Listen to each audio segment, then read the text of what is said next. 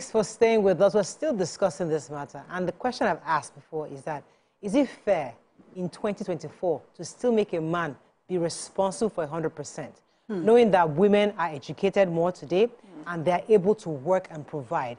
Should it still be a choice, or should it be mandated for a father or a husband to be 100% in charge of every bill? That's the conversation. Is it fair on them? So, yeah, go ahead, Mariam. Okay. So for me, right, I don't know if I should call it unfairness, because it has to be, you have to see this individually. Because if it's a sole provider sort of situation where he takes on the traditional role, there's the role that the wife takes. So there's a compensation for whatever it is that you're bringing to the table. So I'm out there, I'm the hunter, I'm at war, but when I come home, I am taken care of. Everything about the home, I don't even need to lift a finger, it is done. You know, I come home and I come to my peace. So that's the conversation. So that is almost like a 50-50 in such a way that I bring this part of the, you know, this part into the relationship. She provides this part. Now, where we are today is the 50-50 financial responsibility. Yeah, that is also fair if it is an agreement and both of you play the part of, you bring the responsibility as well as the compensation. You recognize, okay, my wife is going out to work. So the time to be at home to do some of those house chores and things like that, she may not have that time. So, and because you recognize this, because she's also providing financially, she's going out, you know, you're able to make adjustments around that. So there's a fairness in that, you know. So it depends on your home. But the situation, the thing is, you have to make sure that it is fair, however you decide to separate it. The problem we are talking about here today is those people, whether the man or the woman, that take advantage of an agreement, you know, and try to only get from it without adding to it. Okay. I'll come to you, Bovi. There's a question I want to have in my head, but let me take this call first from Favor. Thanks for calling. You're live. Hello, Favor. good morning. Good morning. Good morning. Good morning. Concerning the topic, it's a really, really trending thing now in Nigeria. Guys really don't want to work again. They leave it for the ladies, saying ladies are the ones supposed to be the ones feeding the family. Meanwhile, they want to go in between your legs. So that trend, I think, in Nigeria should just get her to stop, because I remember my mom when she was alive. It was as if she was the one taking care of everything. And if she fails to, you know, do the normal wife stuff, my dad will beat the hell out of her. And so you see, even the trend now is something else. To me, to my perspective, after that, I don't think of getting married for now. Wow. Interesting, Favor. Thank you. Thank you very much, Favor. The question I had in my head, a woman is a high flyer. She's a top executive in a bank. She's making serious money, right? And okay, her husband, they started off, he's not doing very well. He's not able to get his business together. She still loves and respects him. But now, through her influence, he's able to get small contracts here and there, but he's just small. Now, he's doing his best. Now, maybe he's unable to take care of the children because he never knew how to. He cannot cook because he was not taught how to. So the best he can do really is to be available to encourage when she comes from work, oh, welcome back, you know, just be talking and just, because he doesn't need to hustle, because you're making enough. And also, me too, I can make small change through your influence as a top executive. I can get small contracts with them. So there's lots of money coming, and we are okay. So why are you stressing the man to still hustle? No, we're not there for their house. Why you not? No, Bovi should answer. But we know that their house is between. No, Maria, this conversation is. Kano didn't say this thing because he just wanted to start a conversation. It's because from his age and his perspective, he will see women that are dying under the weight of what they are carrying right now, and be like, "Why did you start this? What do you think when you agreed to this in the first place?" Because a man will come and say, that has always been the rule in our house. The story I shared of my friend with the 12 years marriage is that he said that's the rule, and do you need it? I didn't lie to her because she got promoted twice, and it was like, in this marriage you've gotten promoted twice, and you're already due for another promotion. So why are we changing it? And he doesn't know that for her to carry certain weight all on her own, especially those kind of treatments, it's killing her. Women enjoy it. So from what Bovi said, is that what he's trying to say is that providing is part of a man's masculinity. It helps with his ego. It helps to push him. It helps to do everything for him. I know of a woman that is at the executive level. That's not a generalization. Some men might not be interested. No, but we have most said men, we're it, talking that about there's an exceptions to evolution. There are every exceptions to every rule. Exceptions to, but So I know of a think woman that- generally speaking, the man is the provider. However, if the woman, like I said earlier, her passion has pushed her to the point where she can provide. Yes. You must recognize that power in the woman. I'm coming back to what you were asking me now. If the man is domesticated and he's okay and they are happy, it's her power, her money, her power. Either way, right? So she go, they cry, they as spend long her as... So let me go back a bit. I like a man who provides. That is what is cultural to me. However, if your woman is ambitious, then you have to find a middle ground. I can be providing everything I'm supposed to provide in my home. I actually provide everything. And I tell my wife, what's your passion? Oh, this is my passion, and she's doing it. There are times she has said, oh, let me pay for this. I'm like, but I have it covered. And she's like, so what's my money for? I say, enjoyment. Surprise me. Buy me a gift. Do this and do that. If you know what I mean. Yeah. We must understand that patterns create habits. Okay. If your wife is working, two of you graduated, and she gets a job before you, and you are chill, and she's growing, and you are chill, then you start making money. You told that story. Yes, yes. The guy spoke the truth. I'm not saying we should encourage it, but he was not used to it because she left him for too long. He was Why are we lazy. complaining? Because we have enough money to run the home. So why are women complaining if the man is, at least he's there? He's available. Why should he break the marriage? we When she finally says, I want this to change, a serious man will think, oh, this is sound serious, except you want to repay her sacrifice with wickedness. Because I don't expect it to break the marriage, you know? What I'm driving at, please hear me. We are raised as women to enable, like when your husband doesn't have, you to do now. Don't let anybody know that you're not paying school fees. know that. Don't let anybody. That's how we're raised. Now we are complaining because we have raised these men to be at home, because now we're not just hiding the school fees. We are now becoming high flyers. We're now becoming high flyers. Moray, you're mixing it up. Can I say something? I think you're mixing it up. Let's even look at it traditionally, what we're used to, where the man provides and the woman is provided for, right? And she does the house things. But there have been times, even in that traditional setting, that the man is unable to meet some needs. And she has to change her role a bit to help during that period. We're talking of people. We're talking of the other way around, where the man does not think he needs to do something, to do anything or change anything, and that's because simply wrong. You know, it's wrong, and that has nothing to do with whether you're a man or a woman. As a human being, someone is taking up some part of the responsibility. What role are you playing to meet the person halfway? It doesn't always have to be about money, because whether you like it or not, there are some men, there are some marriages where the women will earn more than their husbands. But what are the husbands doing so that it's not such a heavy burden? Even men that are making a lot of money and everything, there are sometimes they complain about a wife who's not playing her own part. They'll say, I'm not even asking you to bring any money, but when I come home, my house should be is clean, it a safe place? Are my children going to school on time? Are their uniforms neat? You know, things like that. So it's about human beings now. But in this case, particularly, some men who have decided that they are going to be scamming women. Because for me, it's just scamming. Yes. Let me take David. I'll come to David. David, thanks for calling. You're live. I like your point of view, Morayo. You have been very thoughtful. But the guests and the other ladies in the house are not picking on what you are pointing out. This your show will be shown in 40, 30 years' time. The studio will look old school. With few people with gray hair and mothers, grandmas, then I know you are mothers now, you are. But what I'm saying is that we are not talking about your generation here. You are not like tempted. Your generation, because you understand, you came from a family that, you know, that you need to share your experience. Your parents' experience, when you are growing up, what you learn from them, you are taking it into your today.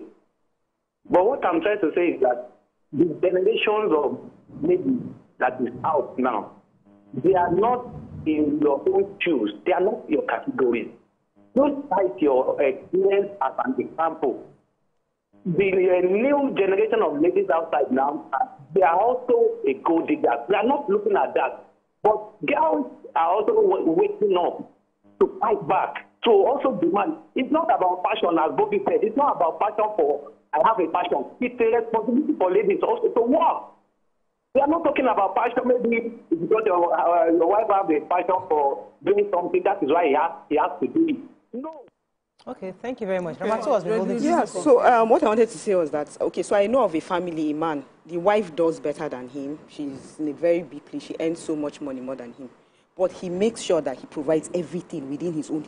He tells her that if you feel like contributing, contribute. But I am the one going to take care of everything in the house, according to his level. They are not, she can afford to buy, to rent a very big house for them to stay. But he said, this is what he can afford. We are going to stay in this, our 2-bedroom, and manage it. And that's how it is. Well. And there's so much respect in the home.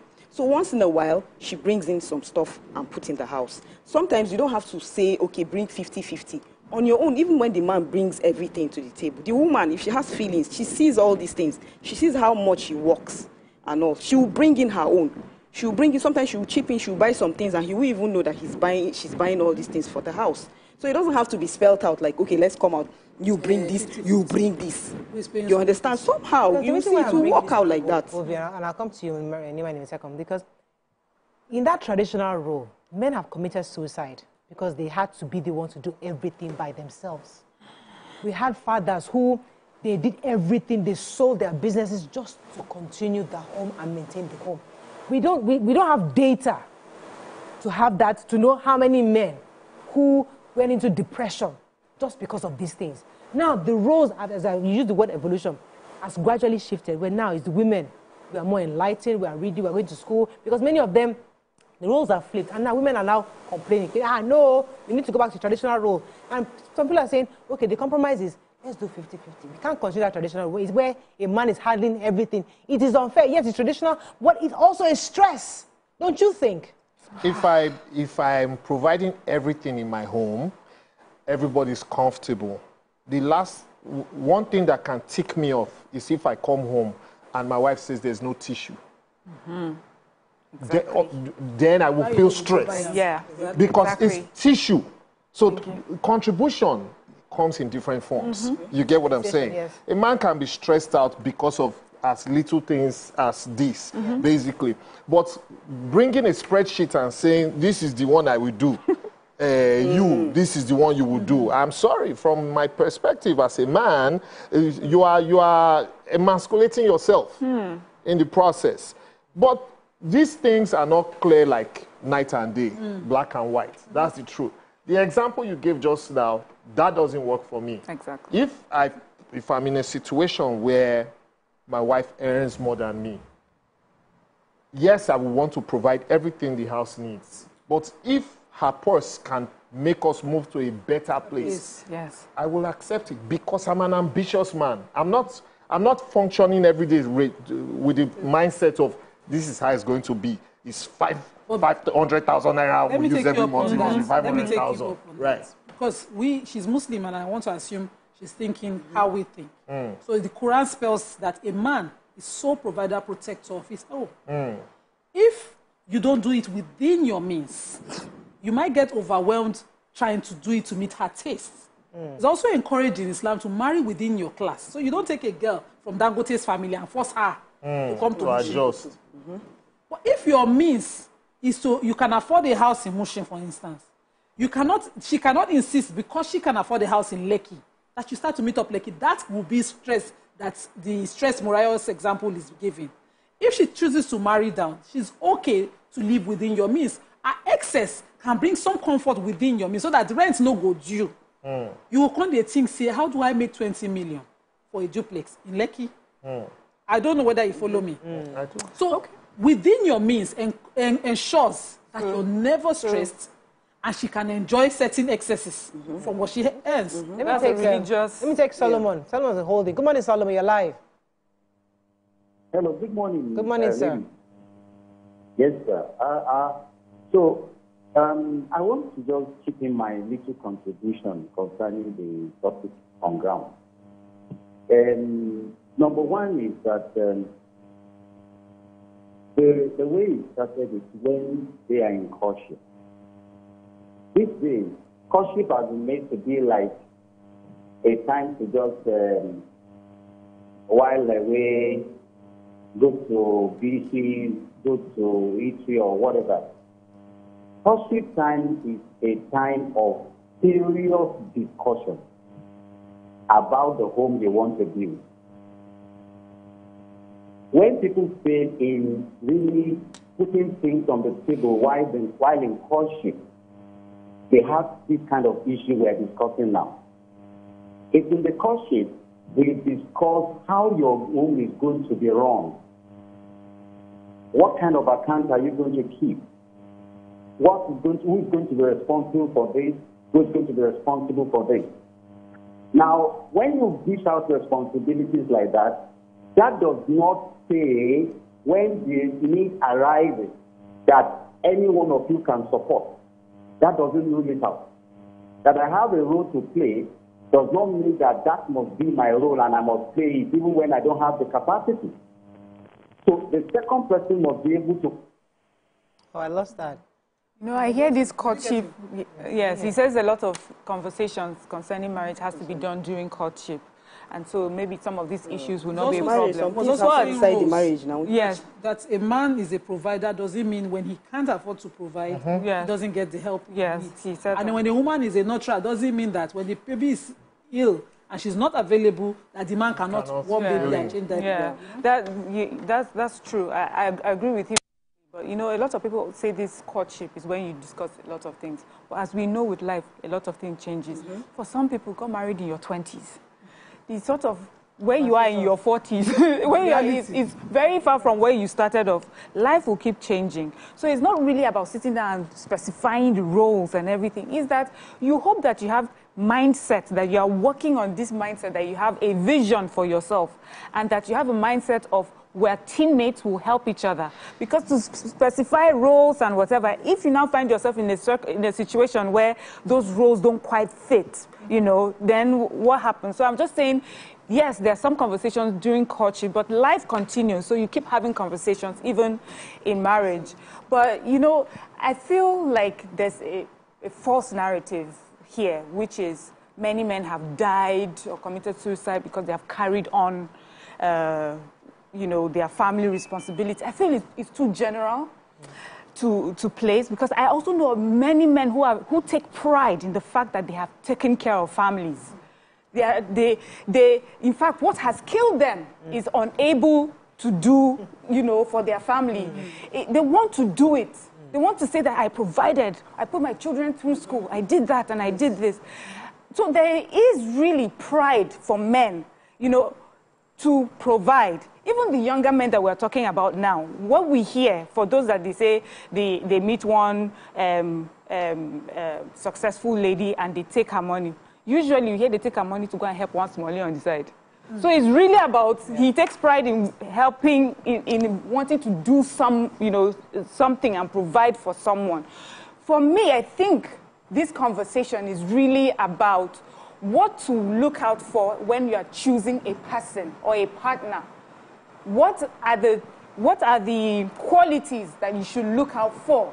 What are the things that should be red flags for us when we're looking for a partner? So for me, for me, that is where I would like for this conversation to lead, so that we make better decisions, even as individuals, as the men as well.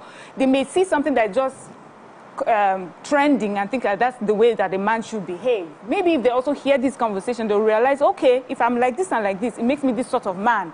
But if I'm this way and I do this, it makes me a certain type of person. So, all right, let me go on a very short program. We come back, we'll take a few comments, and then we'll go to your interview. Stay with us, we'll be right back.